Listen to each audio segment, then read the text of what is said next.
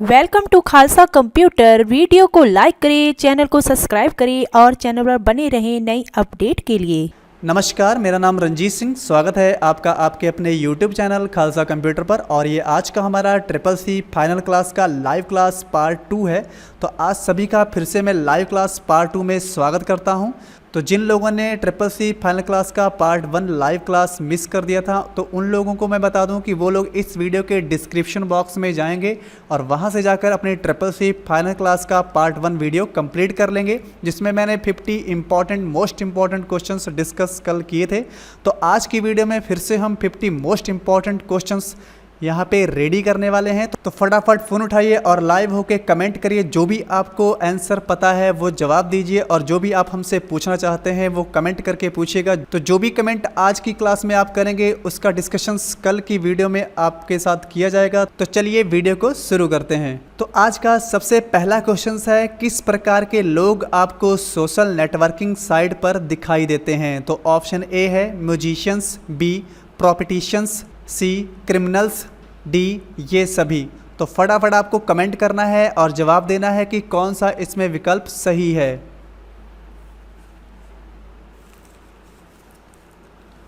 तो इसका सही आंसर है डी ये सभी। तो यहाँ पर आप समझ सकते हैं कि सोशल नेटवर्किंग पे म्यूजिशियंस लोग भी आते हैं, प्रॉपर्टिशियंस भी आते हैं और क्रिमिनल्स भी वहाँ पर विजिट करते हैं। अगला क्वेश्चन है ओडीटी का एक्सटेंशन है, यानी ओडीटी किसका एक्सटेंशन है? तो यहाँ पर हमारे पास 4 विकल्प हैं। ऑप्शन ए में है इम्प्रेस, बी में है राइटर, सी में है कैल्क और डी में है सभी। तो आपको फटाफट बताना है कि ओडीटी किस एप्लीकेशंस का एक्सटेंशन है। तो फटाफट कमेंट करिए और आंसर दीजिए।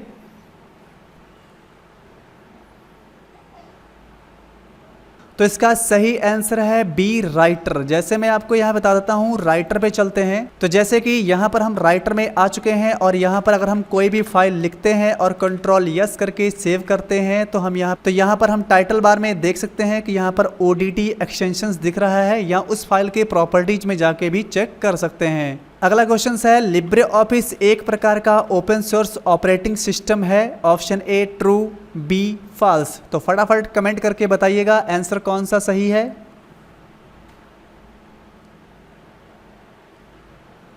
तो इसका बी आंसर सही है, फॉल्स। जैसे कि आप जानते हैं कि लिब्रे ऑफिस एक प्रकार का ओपन सोर्स ऑपरेटिंग सिस्टम नहीं है, क्योंकि वो एक एप्लीकेशन सॉफ्टवेयर है जिसके ऊपर हम काम कर सकते हैं। अगला क्वेश्चन है, कैल्क स्प्रेडशीट प्रोग्राम में अधिकतम कितने कॉलम होते हैं? तो ऑप्शन ए है 1000, बी है 1024, सी है 1048, डी है 16384। तो फटाफट कमेंट करके बताना है आपको कौन सा आंसर सही है।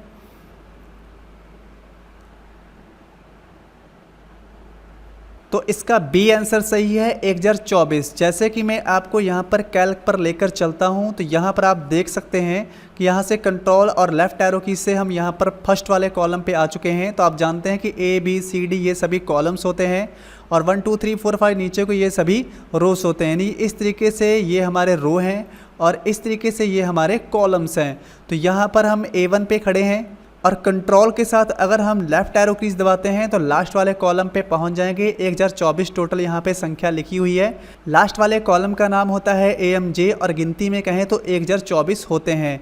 इसी तरीके से अगर रो की बात करी जाए तो कंट्रोल के साथ डाउन एरो कीज दबाने से यहाँ पर हम देख सकते हैं कि टोटल जो रो होते हैं वो 10,48,576 होते हैं। तो इस तरीके से इन चीज़ों का आपको ध्यान रखना है। इसी तरीके से अगर माइक्रोसॉफ्ट एक्सेल में आपसे पूछा जाए कि माइक्रोसॉफ्ट एक्सेल 2003 वर्जन में कितने कॉलम्स होते हैं, कितने रो होते हैं, तो यहाँ पर जो माइक्रोसॉफ्ट ऑफिस 2003 होता है उसमें यहाँ पर जो कॉलम्स होते हैं वो होते हैं 256 और जो रोज़ होते हैं वो होते हैं 65,536। इस चीज़ का ध्यान रखना है। और यही अगर बात माइक्रोसॉफ्ट एक्सेल 2013-19 की बात करें तो यहाँ पर आपको जो आंसर देना है उसमें आपको यहाँ पे लिखना है 16,384 होते हैं कॉलम्स और यहाँ पर जो रो होते हैं वो होते हैं 10,48,576।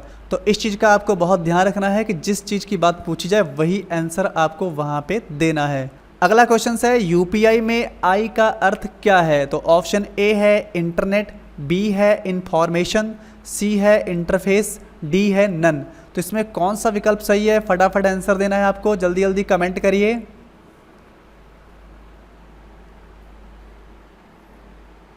तो इसका सी आंसर सही है, इंटरफेस। जैसा कि आप जानते हैं कि यूपीआई का फुल फॉर्म होता है यूनिफाइड पेमेंट इंटरफेस, तो इसलिए यहाँ पर आई का फुल फॉर्म इंटरफेस से लगाया जाएगा, लेकिन यहाँ पर मिस्टेक से एस लिखा हुआ है, यहाँ पर आपको सी लिखा हुआ देख लेना है।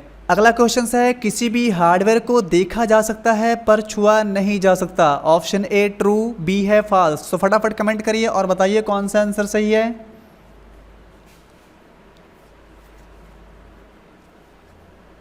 तो इसका सही आंसर है बी फॉल्स। तो यहाँ पे लिखा है कि हार्डवेयर को देखा जा सकता है पर छुआ नहीं जा सकता। तो ये बात बिल्कुल गलत है, क्योंकि हार्डवेयर को देखा भी जा सकता है और छुआ भी जा सकता है। जैसे कि आपका कीबोर्ड है, माउस है ना, प्रिंटर है, तो ये सभी चीज़ें हार्डवेयर हैं। तो आप इसे देख भी सकते हैं तो छू भी तो सकते हैं ना। तो इसलिए हार्डवेयर को देखा भी जा सकता है और छुआ भी जा सकता है। तो यहाँ पे लिखा छुआ नहीं जा सकता, तो इसलिए ये फॉल्स है। अगला क्वेश्चन है, निम्न में वोलेटाइल मेमोरी कौन सी है। तो ऑप्शन ए है रैम, बी है रोम, सी है दोनों, डी है कोई नहीं। तो फटाफट कमेंट करके बताना है कि इसमें वोलेटाइल मेमोरी कौन सी है।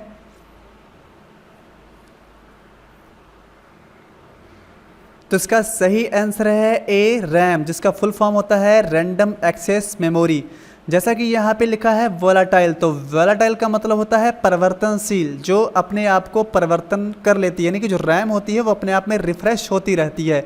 जैसा कि आप जानते हैं कि जब आप कोई डाटा फीड कर रहे होते हैं, सेव नहीं करते हैं और लाइट चली जाए, डाटा भी आपका चला जाता है, तो यानी कि वो अपने आप को रिफ्रेश कर लेती है, इसलिए वोलाटाइल मेमोरी रैम होती है। और जो रोम होती है वो नॉन वोलाटाइल होती है, यानी कि जब हम हार्ड डिस्क में या अपने फ़ोन की मेमोरी में कुछ सेव कर लेते हैं, फ़ोन की मेमोरी से उठा के अपनी चिप में या हार्ड डिस्क में सेव कर लेते हैं, वो डाटा हमेशा के लिए हमारे पास रहता है।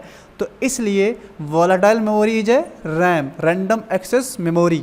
अगला क्वेश्चन है, अमेजॉन साइट का सर्वोत्तम उदाहरण है, यानी कि अमेजॉन का प्रयोग कहाँ पे किया जाता है, इस चीज़ का यहाँ पे ध्यान रखना है। तो ऑप्शन ए है ब्लॉगिंग, बी है सोशल नेटवर्किंग, सी है मनोरंजन, डी है ई कॉमर्स। तो फटाफट कमेंट करना है और बताना है कि ये किससे रिलेटेड है अमेजॉन।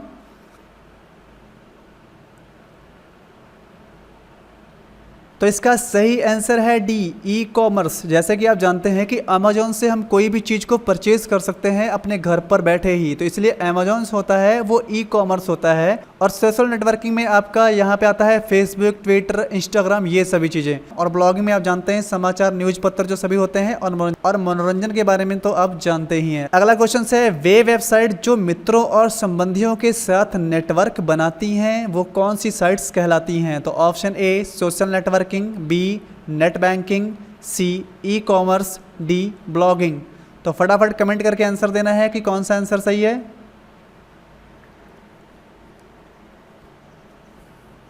तो इसका सही आंसर है सोशल नेटवर्किंग। जैसा कि आप जानते हैं कि फेसबुक, ट्विटर, इंस्टाग्राम, इन सभी से हम अपने मित्र, फ्रेंड्स बनाते हैं और उनके साथ जुड़ते हैं और बातचीत, चैट वगैरह करते हैं। अगला क्वेश्चन है, मेल के विषय में बताता है, तो इसमें से कौन सा है जो मेल के बारे में बताता है, विषय के बारे में बताता है। तो option A CC, B BCC, C to, D subject. तो इसमें बताना है कि कौन सा आंसर सही है। फटाफट कमेंट करिए।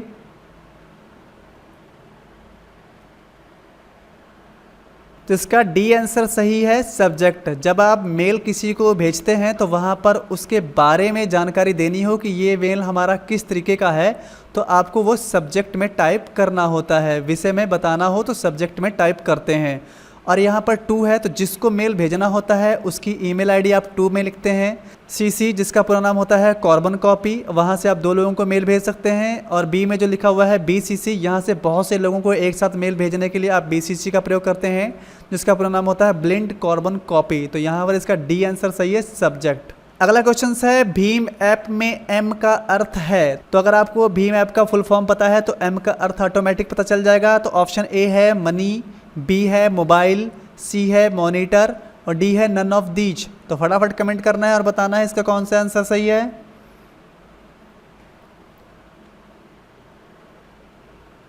तो इसका ए आंसर सही है, मनी। जैसे कि आप जानते हैं कि भीम ऐप का पूरा नाम होता है भारत इंटरफेस फॉर मनी, तो एम फॉर मनी। तो इसका सही आंसर है मनी।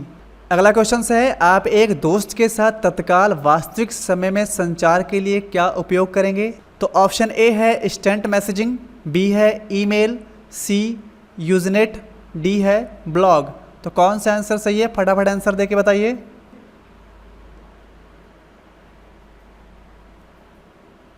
तो इसका सही आंसर है ए, इंस्टेंट मैसेजिंग। जैसे कि आप वहाँ पर फटाफट या तो मैसेज करेंगे या व्हाट्सएप से आप तुरंत जुड़कर वहाँ पर मैसेज करेंगे। अगला क्वेश्चन है कैल्क स्प्रेडशीट में अधिकतम जूम साइज है। तो यहाँ पर ऑप्शन ए है 400%, बी है 500%, सी है 300%, डी है 3000%। तो आपको बताना है कि इसमें जूम साइज अधिकतम स्प्रेडशीट में कितना होता है। तो फटाफट कमेंट करके आंसर दीजिए।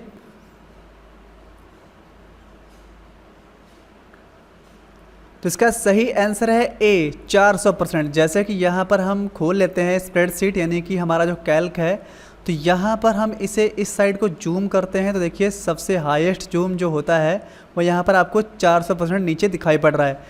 अगर यही क्वेश्चन मिनिमम में आ जाए तो यहाँ पर आपको मिनिमम भी देख लेना है। तो सबसे कम जो मिनिमम होता है वो होता है 20%। इस चीज़ का भी आपको ध्यान रखना है और बाय डिफ़ॉल्ट होता है 100%। अगला क्वेश्चन है इम्प्रेस लिब्रे ऑफिस का एक प्रोग्राम है। तो option A true, B false. तो आपको बताना है कि इम्प्रेस लिब्रे ऑफिस का ही कोई प्रोग्राम है या नहीं। तो ट्रू है या फॉल्स, तो फटाफट कमेंट करके आंसर दीजिए।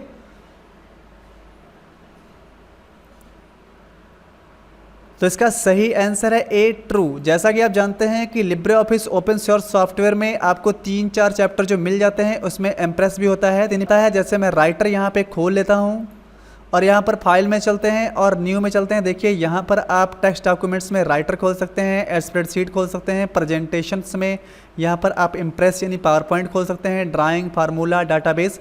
तो ये सारे जो ऑप्शन हैं यहाँ पर आपको मिल रहे हैं, सारे एप्लीकेशंस आप लिब्रे ऑफिस में उपयोग कर सकते हैं। तो इस तरीके से हम कह सकते हैं कि प्रेजेंटेशन यानी इम्प्रेस का उपयोग आप लिब्रे ऑफिस में कर सकते हैं, इसलिए ये आंसर यहाँ पर ट्रू है। अगला क्वेश्चन है FTP का मूल रूप क्या है। तो यहाँ पर आपको आंसर देना है। ऑप्शन ए है प्रोटोकॉल, बी है लैंग्वेज, सी है वेब ब्राउज़र, डी है वेब पेज। तो इसमें कौन सा आंसर सही है, फटाफट बताइए कमेंट करके।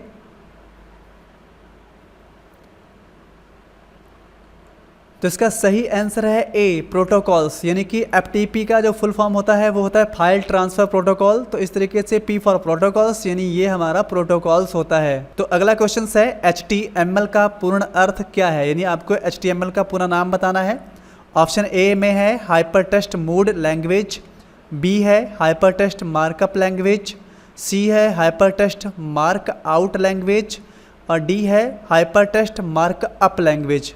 तो फटाफट आपको बताना है कि कौन सा इसमें सही विकल्प है। कमेंट करिए, फटाफट बताइए।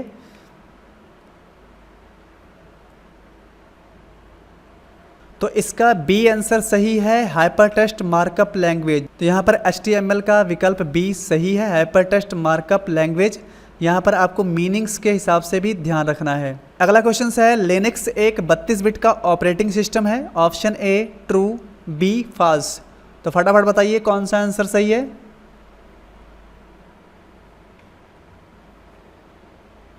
तो यहाँ पर ए आंसर सही है, ट्रू। यानी कि जो लिनक्स होता है वो 32 बिट ऑपरेटिंग सिस्टम होता है। अगला क्वेश्चन है पावर पॉइंट स्लाइड में इनमें से क्या सम्मिलित किया जा सकता है। तो ऑप्शन ए है पिक्चर, बी है ग्राफ, सी है टेक्स्ट और डी है ऑल ऑफ दीज।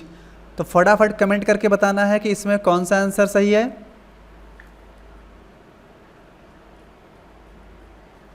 तो इसका सही आंसर है डी, ऑल ऑफ दीज। यानी कि हम अपने पावर पॉइंट स्लाइड में पिक्चर का इस्तेमाल भी कर सकते हैं, ग्राफ का भी कर सकते हैं, टेक्स्ट का भी कर सकते हैं, साउंड का भी कर सकते हैं, इमेज का भी कर सकते हैं। तो इस तरीके से ये सारे विकल्प यहाँ पे सही हैं। अगला क्वेश्चन है चयनित सेल सीमा के निचले दाएं कोने में एक छोटा काला वर्ग किस रूप में जाना जाता है। तो option A tool tips, B drop cap, C fill handle, D auto sum. तो फटाफट कमेंट करके बताना है कि कौन सा आंसर सही है।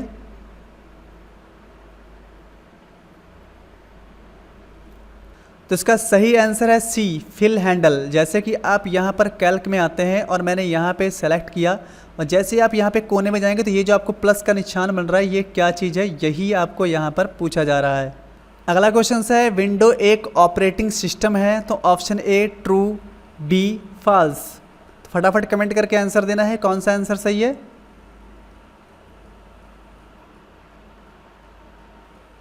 तो इसका सही आंसर है ए ट्रू।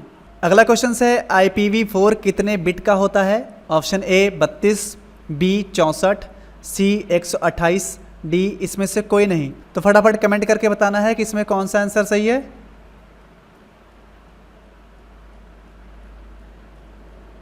तो इसका ए विकल्प सही है, 32 बिट का होता है। तो यहाँ पर जो IPv4 है इसका फुल फॉर्म होता है इंटरनेट प्रोटोकॉल वर्जन 4।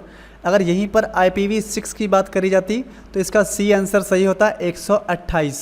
अगला क्वेश्चन है ब्लूटूथ एक नेटवर्क है, तो आपको बताना है कि ब्लूटूथ कैसा नेटवर्क है। ऑप्शन ए WPAN यानी wide personal area network, B WAN wide area network, C WLAN यानी कि wide local area network, D MAN जिसका फुल फॉर्म होता है मेट्रोपॉलिटन एरिया नेटवर्क। तो यहाँ पर मैंने आपको फुल फॉर्म भी बता दिए हैं, तो फटाफट आंसर देना है कमेंट करके कौन सा आंसर सही है।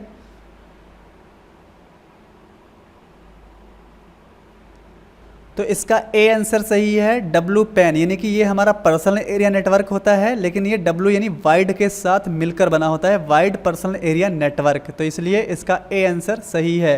और ब्लूटूथ का जो आविष्कार है वो जाप हडसन ने किया था। तो इस चीज़ का भी अगर क्वेश्चन आ जाता है कि ब्लूटूथ का आविष्कार किसने किया था, तो ब्लूटूथ का आविष्कार जाप हडसन ने किया था। अगला क्वेश्चन है IM का पूरा नाम क्या है? तो यहाँ पर ऑप्शन है ए इंस्टेंट मैसेज, बी है इंटरनेट मैसेजिंग, सी है इंस्टेंट मैसेजिंग और डी है ऑल ऑफ दीज। तो फटाफट आंसर दीजिए कौन सा विकल्प इसमें सही है।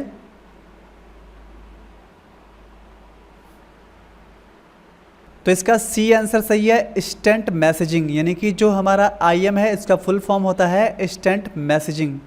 अगला क्वेश्चन है लाइट पेन क्या है? तो ऑप्शन ए इनपुट डिवाइस है, बी आउटपुट डिवाइस है, सी दोनों का काम कर सकता है, डी कोई नहीं। तो फटाफट कमेंट करिए और बताइए फटाफट कौन सा आंसर सही है इसमें।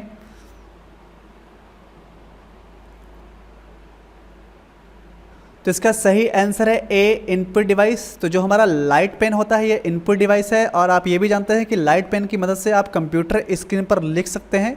और सबसे बड़ी इसकी जो खास बात ये होती है कि लाइट पेन को चलाने के लिए आपको कोई भी सॉफ्टवेयर इंस्टॉल करने की ज़रूरत नहीं पड़ती है। अगला क्वेश्चन है एक कॉपीराइट प्रतीक बनाने के लिए आप कौन सी शॉर्टकट कीज दबाते हैं? तो ऑप्शन ए है Alt+Shift+C, बी है Ctrl+C और सी है Alt+C और डी है ऑल ऑफ दीज। तो आपको फटाफट बताना है कमेंट करके कि इसमें कौन सा आंसर सही है।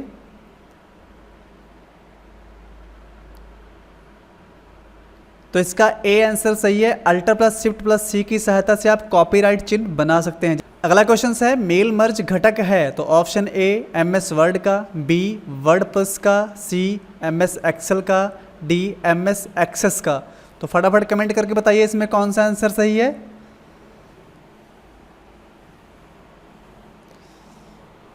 तो इसका ए आंसर सही है MS वर्ड में यानी माइक्रोसॉफ्ट वर्ड में आपको ये ऑप्शन मिल जाता है मेल मर्ज, जिसमें आप एक साथ कई लोगों को मेल भेज सकते हैं। अगला क्वेश्चन है किसी भी पैराग्राफ को जस्टिफाई करने का शॉर्टकट की क्या है? तो option A Ctrl+J, B Alt+J, C shift के साथ J, D none of these. तो फटाफट बताना है कमेंट करके कौन सा आंसर सही है।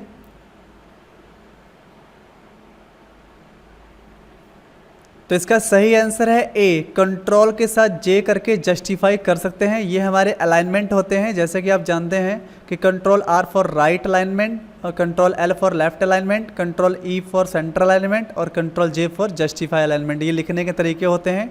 अगला क्वेश्चन है इम्प्रेस फाइल एक्सटेंशन है यानी कि इम्प्रेस पर बनी फाइल का पहचान क्या है? तो option A .odt, B .ods, C .odp, D none of these. तो फटाफट बताना है कौन सा आंसर इसमें सही है।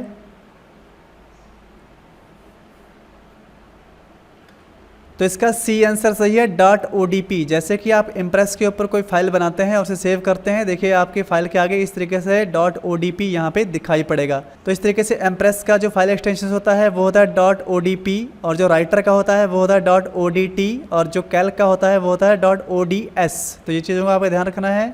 अगला क्वेश्चन है कैल्क प्रोग्राम में अधिकतम वर्कशीटों की संख्या हो सकती है? तो option A 10,000, B 1,000, C 100, D 255। तो फटाफट कमेंट करके बताना है कौन सा आंसर इसमें सही है।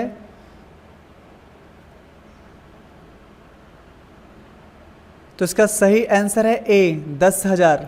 अगला क्वेश्चन है, निम्न में कौन एक वेब ब्राउज़र का प्रकार नहीं है? तो आपको इसमें छांटना है कौन सा वेब ब्राउज़र नहीं है। तो option A Google Chrome, B Mozilla Firefox, C Safari, D Yahoo. तो फटाफट बताना है इसमें कौन सा ब्राउज़र नहीं है।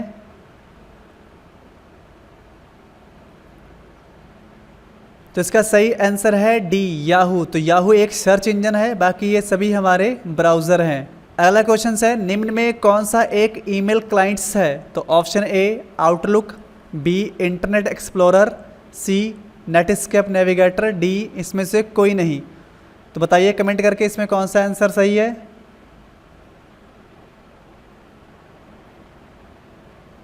तो इसका सही आंसर है ए आउटलुक। तो जो आउटलुक है वो ईमेल का क्लाइंट्स है, बाकी नेटस्केप और इंटरनेट एक्सप्लोरर ये हमारे ब्राउज़र हैं।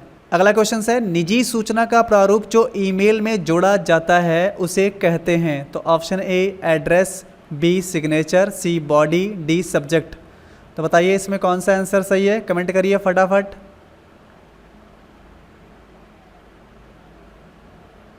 तो इसका सही आंसर है बी सिग्नेचर। सिग्नेचर को वहाँ पर ईमेल में प्रारूप के रूप में जोड़ा जाता है। अगला क्वेश्चन है, इंटरनेट पर सबसे प्रचलित सोशल नेटवर्किंग इसमें से कौन सी है?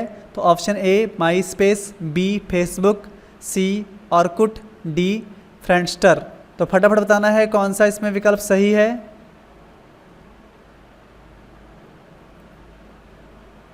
तो इसका सही आंसर है बी फेसबुक। तो फेसबुक सबसे ज़्यादा प्रचलित सोशल नेटवर्किंग का साइट है। अगला क्वेश्चन है, सार्वजनिक अस्पतालों के लिए ऑनलाइन पंजीकरण प्रणाली ORS कब शुरू की गई थी?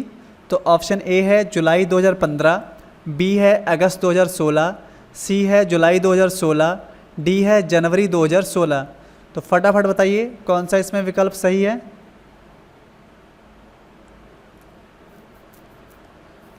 तो इसका सही आंसर है ए जुलाई 2015। अगला क्वेश्चन है, प्रत्येक व्यक्ति अपने डेस्कटॉप पर उमंग ऐप को एक्सेस कर सकता है? ऑप्शन ए ट्रू, बी है फॉल्स। तो बताइए फटाफट कौन सा आंसर इसमें सही है।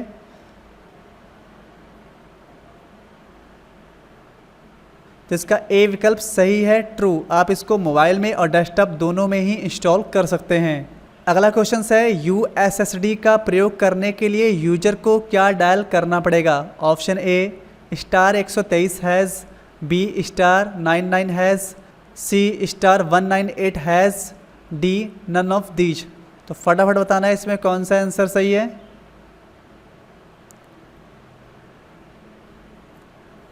तो इसका सही आंसर है बी *99 हैज़। अगर आपसे यहाँ पर USSD का फुल फॉर्म पूछा जाए तो आपको बता देना है अनस्ट्रक्चर्ड सप्लीमेंट्री सर्विस डाटा। ये यहाँ पर USSD का फुल फॉर्म होता है।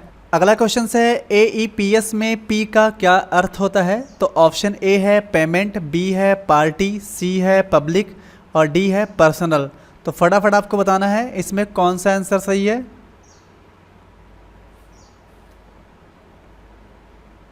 तो इसका सही आंसर है ए पेमेंट, क्योंकि यहाँ पर एप्स का मतलब होता है आधार एनेबल पेमेंट सिस्टम। तो यहाँ पर P फॉर पेमेंट, तो इसलिए इसका ए आंसर सही है। अगला क्वेश्चन है, नेफ्ट को मैनेज कौन करता है? तो ऑप्शन ए है RBI, बी है SBI, सी है BOI और डी है नन ऑफ दीज। तो फटाफट कमेंट करिए और बताइए इसमें से कौन सा आंसर सही है।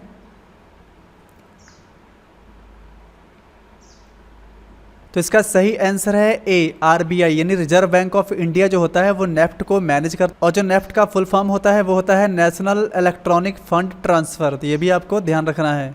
अगला क्वेश्चन है, व्हाट्सएप प्रकार है? तो ऑप्शन ए सोशल साइट का, बी ई-कॉमर्स का, सी इंस्टेंट मैसेजिंग का, डी ऑल ऑफ दीज। तो आपको बताना है कि इसमें कौन सा विकल्प सही है। फटाफट कमेंट करिए।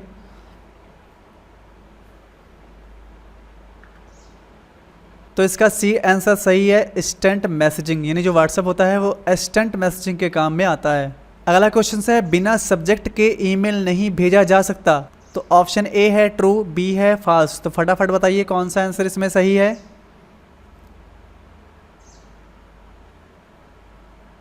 तो इसका आंसर बी फॉल्स है, यानी कि बिना सब्जेक्ट के ईमेल को भेजा तो जा सकता है, लेकिन ये है कि सामने वाले को पता नहीं चलेगा कि ईमेल किस चीज़ के संबंध में है, तो इसलिए ये फॉल्स है कि आप सब्जेक्ट के साथ मेल नहीं भेज सकते हैं, ऐसा बिल्कुल भी नहीं है। अगला क्वेश्चन है, वर्कशीट पर आप हॉरिजेंटल और वर्टिकल लाइनें जो होती हैं उन्हें कहते हैं। ऑप्शन ए सेल्स कहते हैं, बी सीट्स कहते हैं, सी ब्लॉक लाइन कहते हैं, डी ग्रिड लाइंस कहते हैं। तो फटाफट बताइए इसमें कौन सा आंसर सही है।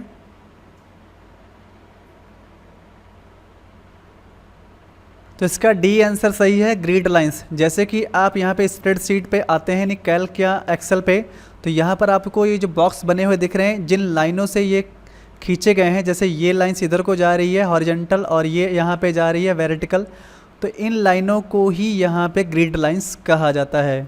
अगला क्वेश्चन है, कंप्यूटर कंट्रोल करने से संबंधित इंस्ट्रक्शंस या प्रोग्रामों को बनाने वाले को कहते हैं। तो ऑप्शन ए सॉफ्टवेयर कहते हैं, बी हार्डवेयर कहते हैं, सी ह्यूमनवेयर कहते हैं, डी प्रोग्रामर कहते हैं। तो फटाफट कमेंट करके बताइए इसमें से कौन सा आंसर सही है।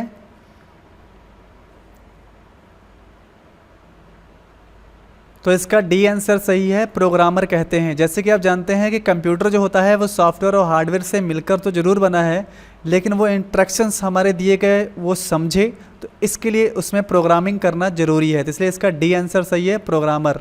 अगला क्वेश्चन है, आउटपुट डिवाइस का प्रयोग करके आप कर सकते हैं। तो ऑप्शन ए डाटा इनपुट कर सकते हैं, बी डाटा स्टोर कर सकते हैं, सी डाटा स्कैन कर सकते हैं, डी डाटा व्यू और प्रिंट कर सकते हैं। तो फटाफट कमेंट करिए और बताइए इसमें से कौन सा आंसर सही है।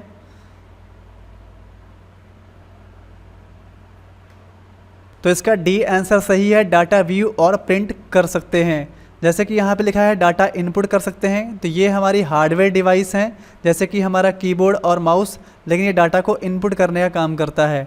डाटा स्टोर्स में हमारी मेमोरियाँ आती हैं, और डाटा स्कैन करके भी डाटा अंदर की तरफ ही जाता है, इसलिए हमारा वो भी इनपुट डिवाइस होता है। लेकिन डाटा को व्यू करना जैसे कि मॉनिटर, और डाटा को प्रिंट करना जैसे कि प्रिंटर, ये हमारे आउटपुट डिवाइस हैं। तो इनपुट डिवाइस वो होते हैं जो अंदर की तरफ काम करते हैं, और आउटपुट डिवाइस वो होते हैं जो बाहर की तरफ काम करते हैं। अगला क्वेश्चन है, निम्नलिखित में से कौन सा हार्डवेयर का उदाहरण नहीं है। तो option A mouse, B printer, C monitor, D operating system. तो फटाफट बताइए इसमें से कौन सा आंसर सही है।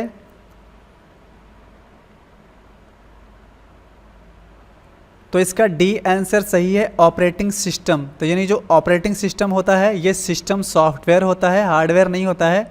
और माउस, प्रिंटर और मॉनिटर ये हमारे हार्डवेयर पार्ट्स ऑफ कंप्यूटर हैं। अगला क्वेश्चन है, यह कंप्यूटर का वह भाग है जिसे कोई छू नहीं सकता। तो option A hardware, B printer, C mouse, D software. तो फटाफट बताइए इसमें से कौन सा आंसर सही है।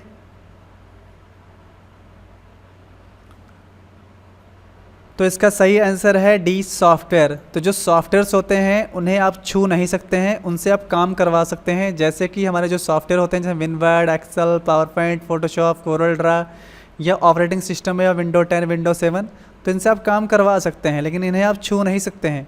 और ये जो हार्डवेयर्स हैं यानी कि जैसे कीबोर्ड, माउस, और यहाँ प्रिंटर, माउस और लिखा ही हुआ है, तो ये सब हम छू सकते हैं।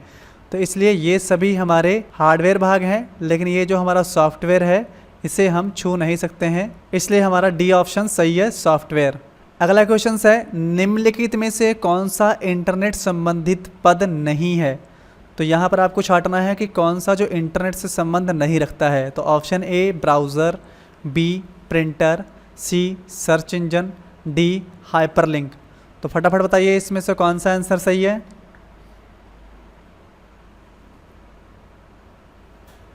तो इसका बी आंसर सही है, प्रिंटर। तो जो प्रिंटर है वो इंटरनेट से संबंध नहीं रखता है। जैसे कि ब्राउज़र, कोई भी वेबसाइट को खोलने के लिए आपको ब्राउज़र का इस्तेमाल करना पड़ता है, किसी चीज़ को सर्च करने के लिए आपको सर्च इंजन यानी याहू, गूगल, इनका इस्तेमाल करना पड़ता है, और किसी भी वेबसाइट के अंदर जाने के लिए आपको हाइपरलिंक तो उसमें लगे ही रहते हैं। तो इसलिए यहाँ पर प्रिंटर जो है वो इंटरनेट से संबंध नहीं रखता है, तो ये सबसे अलग है, इसलिए बी आंसर सही है। अगला क्वेश्चन है, कंप्यूटर में अधिकांश प्रोसेसिंग होती है किस में होती है। ऑप्शन ए मेमोरी में, B random access memory RAM में, सी मदरबोर्ड में, D CPU central processing unit में। तो बताना है आपको फटाफट इसमें कौन सा आंसर सही है।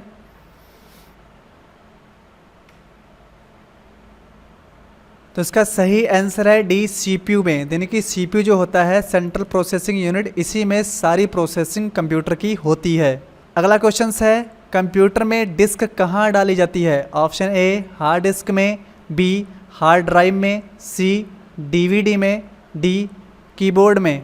तो फटाफट आपको बताना है कौन सा इसमें आंसर सही है।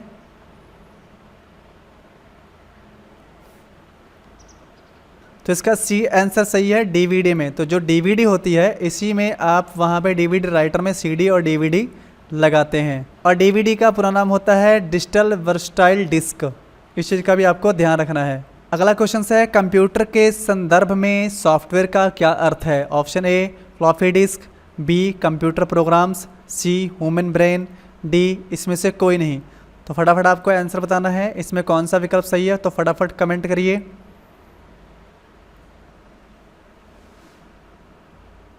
तो इसका बी आंसर सही है, कंप्यूटर प्रोग्राम्स। यानी कि जो हमारे सॉफ्टवेयर्स होते हैं वो कंप्यूटर के प्रोग्राम्स होते हैं जिनकी मदद से कंप्यूटर अपना काम कर पाता है। अगला क्वेश्चन है एक निबल कितने बिट के बराबर होता है? तो ऑप्शन ए 16 बिट के बराबर, बी 32 बिट के बराबर, सी 4 बिट के बराबर, डी 8 बिट के बराबर।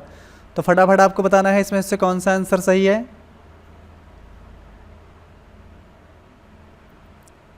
तो जो इसका सही आंसर है वो है सी 4। यानी कि 4 जो बिट होते हैं वो मिलकर एक निबल बनाते हैं। तो आज की क्लास में इतना ही। लाइव क्लास में जुड़ने के लिए और कमेंट करने के लिए आप सभी का बहुत बहुत धन्यवाद। जिन लोगों ने कमेंट किए हैं इनका सभी का जवाब आपको कल की फाइनल क्लास पार्ट 3 में दिया जाएगा। अगर आपका कोई भी डाउट हो तो आप हमें कमेंट करके ज़रूर बताइएगा। तो मिलते हैं फिर से कल की 7 बजे की नई क्लास में, CCC फाइनल क्लास पार्ट 3 में। तब तक लिए गुड बाय, टेक केयर, जय हिंद।